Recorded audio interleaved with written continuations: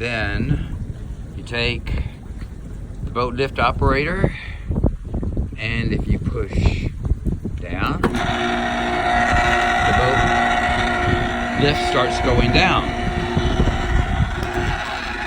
And you can see how the propeller kind of sticks out under the boat.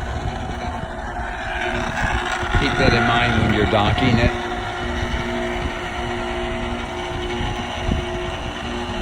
When the boat gets down, floating in the water, you're ready to go. When it's floating free, you don't want it attached to the boat lift. And usually when it gets even with this little walkway, I get on as it's going down, and I turn it off temporarily by hitting stop,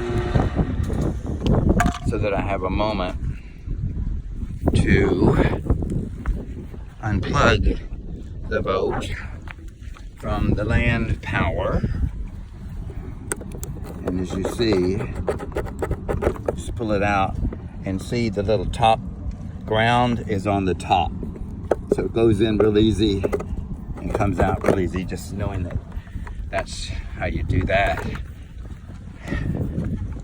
And so then you take the ground, the wire, and set it ashore, like there. And you can even raise this up so you don't hit it when you're going out. So now I'm going to turn the boat going further down to get it to float. While it's doing that, I'm going to unlock where the life preservers are,